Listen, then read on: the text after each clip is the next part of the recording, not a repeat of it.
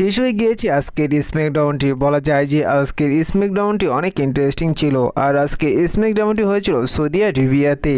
আর আজকে স্ম্যাকডাউনে একেবারে মেইন ইভেন্টে অসাধারণ একটি সেগমেন্ট দেখা গিয়েছে সিএম পাং এবং জন সিনার মধ্যে, যে জায়গায় সিএম পাংকে আসতে দেখা গিয়েছে জন সিনার সেই ডক্টর অফ থার্গোনমিক্স যে ক্যারেক্টারটি রয়েছে সেই ক্যারেক্টারটি নিয়ে।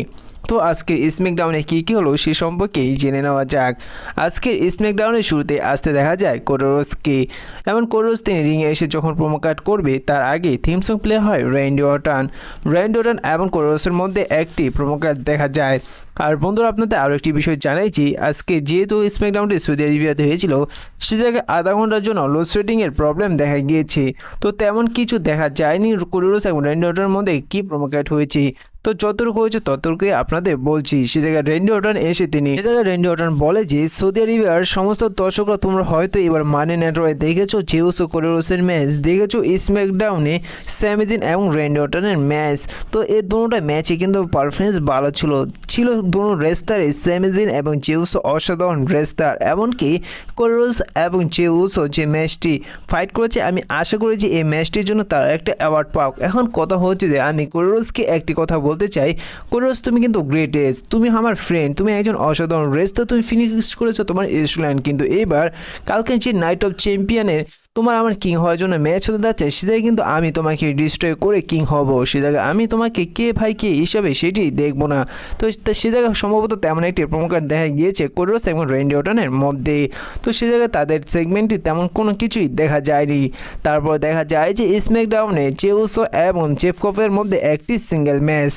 তো এই ম্যাচটির মধ্যে তেমন কোনো কিছু দেখা যায়নি। এই ম্যাচটির মধ্যে জেফ কফ তিনি কারোর সাহায্য ছাড়াই তিনি জিমি উসোকে হারিয়ে দেয়। তারপর জিমি উসোকে ডিস্ট্রয় করার পর রিংয়ে আসেন সোলো সুকা এসে জিমি উসোকে বলে যে তার সাথে যেন যুক্ত হয়ে যায়, তার টিমে যুক্ত হয়ে যেন জিমি উসো কাজ করে এবং জিমি উসোকে হাত টেনে তোলে সোলো সুকা এবং তার বুকে আসতে বলে, কিন্তু সে জায়গায় সোলো সুকাকে একটি চট দিয়ে দেয় জিমি উসো। তারপর জেফ কফ তিনি আক্রমণ করে জিমি উসোকে। যখন সোলো সুকা দেখা যায় যে তার সামন স্পেস জিমি উসোকে দিতে যাবে, ঠিক সেই সময় থিম সং প্লে হয় জেগা ফাটু এসে তিনি একেই ডিস্ট্রয় করে দেয় জেফ কফকে। তারপর রিংয়ের থেকে পালিয়ে যায় সোলো সুকা, কিন্তু সে জায়গায় ফেস আপ দেখা যায় জিমি উসো এবং জেগা ফাটুর মধ্যে। যখন জেগা ফাটুকে পিছন থেকে আক্রমণ করতে যাবে সোলো সুকা, ঠিক সেই সময় জিমি উসো জেগা ফাটুকে চাপিয়ে উল্টো তিনি একটি সুপার কিক দিয়ে দেয় এবং সে জায়গা থেকে পালিয়ে যায় সোলো সুকা এবং জেফ কফ। আর এর থেকে পরিষ্কার বোঝা যায় যে এবার খুব শীঘ্রই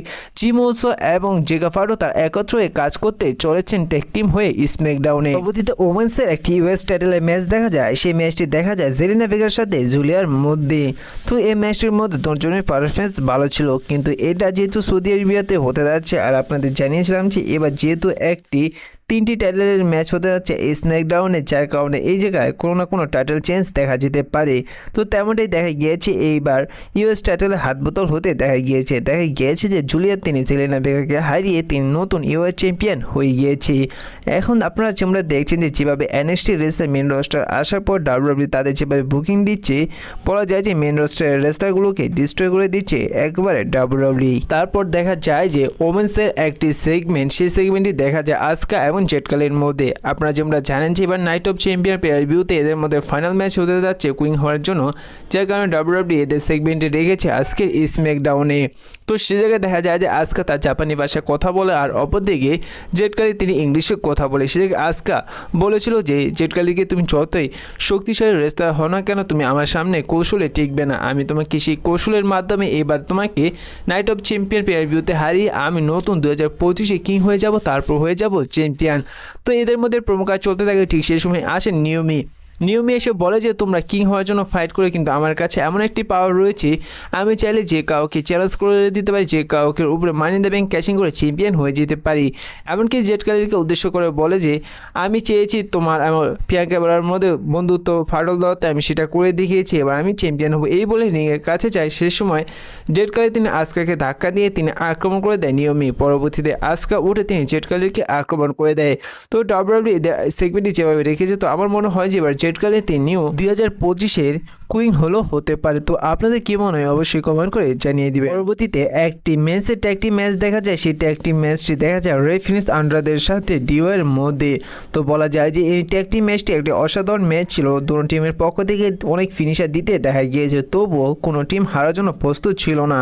তো ম্যাচের এক পর্যায়ে গিয়ে দেখা গিয়েছে যে রে ফিনিক্স এবং আন্ড্রাতে তারা ডিওয়ার মেম্বারগুলোকে তাদের ফিনিশার দিয়ে দেয় এবং সেটা আন্ড্রাতে তিনি ডিওয়ার মেম্বারগুলোকে পিন করে সাকসেসফুলভাবে তারা এই ট্যাগ ম্যাচটি জিতে যায়। তারপর রিংয়ে আসে আর্ট্রুথ এসে তিনি জন সিনাকে নিয়ে উল্টাপাল্টা কথা বলতে থাকে এবং তিনি জন সিনাকে রিংয়ে আসতে বলে, কিন্তু সে জায়গায় জন সিনা রিংয়ে আসে না, বরং আর্ট্রুথের পিছনে আছে অ্যালিস্টার ব্ল্যাক এসে তিনি আর্ট্রুথকে তার ফিনিশার হিট করে দেয় এবং সে জায়গায় আর্ট্রুথকে ডিস্ট্রয় করে দেয় অ্যালিস্টার ব্ল্যাক। আর এ থেকে বোঝা যায় যে এবার সামনে স্ম্যাকডাউনে হয়তো অ্যালিস্টার ব্ল্যাকের সাথে আর্ট্রুথের মধ্যে একটি সিঙ্গেল ম্যাচ দেখা যেতে পারে। তারপর দেখা যায় একটি স্ট্রিট প্রফিটের সাথে ওয়ারসিস ফ্যামিলির মধ্যে একটি 6-ম্যান ট্যাগ টিম ম্যাচ। তো এই ম্যাচটি শুরু হলে দেখা যায় যে ম্যাচটির মধ্যে এক পর্যায়ে স্ম্যাকডাউনের সমস্ত ট্যাগ টিম মেম্বারগুলো এসে তারা আক্রমণ করে ওয়ারসিস ফ্যামিলি মেম্বারগুলোকে। সে জায়গায় বাকি ওয়ারসিস ফ্যামিলি মেম্বারগুলো এসে তারা সমস্ত ট্যাগ টিম মেম্বারগুলোকে আক্রমণ করলো, কিন্তু সবার সামনে তারা কিছুই করতে পারে না। সমস্ত ট্যাগ টিম মেম্বারগুলো মিলে ওয়ারসিস ফ্যামিলিগুলোকে ডিস্ট্রয় করে দেয় আর এই ম্যাচটি হয়ে যায় নো ডিসক্লিফিকেশন ম্যাচ, অর্থাৎ এই ম্যাচটি ডিসক্লিফিকেশনের মাধ্যমে শেষ হয়ে যায়। পরবর্তীতে দেখা যায় নায়া জ্যাক এবং টিফানি টেডার্সের মধ্যে স্ম্যাকডাউন ওমেন চ্যাম্পিয়নশিপের ম্যাচ। আর এই ম্যাচটি ছিল লাস্ট স্ট্যান্ডিং ম্যাচ আর এই ম্যাচটির মধ্যে সমস্ত কিছু ব্যবহার করা যেত। তো ম্যাচটির মধ্যে প্রথমত নায়া জ্যাক তিনি ডিস্ট্রয় করতে থাকে টিফানি টেডার্সকে এবং পরবর্তী টিফানি টেডার্সও তিনি নায়া জ্যাককে ডিস্ট্রয় করেছে। আর এই ম্যাচটির মধ্যে সমস্ত কিছু ইউজ করতে দেখা গিয়েছে, ক্যান্ডো stick, steel chair, steel ladder, এমনকি টেবিলের থেকেও সমস্ত কিছু ব্যবহার করতে দেখা গিয়েছে এই ম্যাচটির মধ্যে।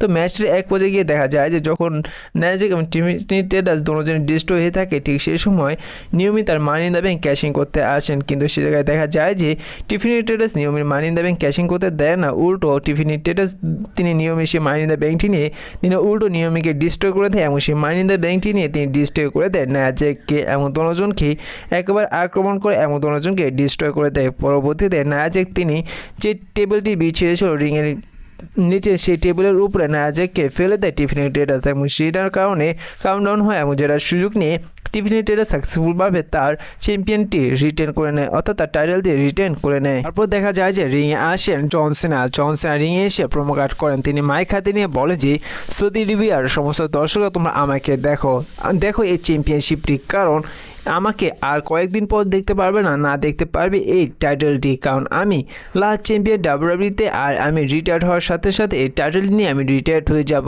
যার কারণে এই চ্যাম্পিয়নটি আর কখনোই এই ডাব্লিউডাব্লিউতে দেখতে পারবে না। যখন জন সিনা প্রোমো কাট করতে থাকে ঠিক সেই সময় দেখানো যায় যে ডক্টর অফ থাগনস, আমি নামটা সঠিকভাবে নাও নিতে পারি, ঠিক সেই থিম সংটি প্লে হয়, যেটা দেখে আর যেটা শুনে জন সিনা তিনি নিজে অনেকটা শক হয়ে যায়।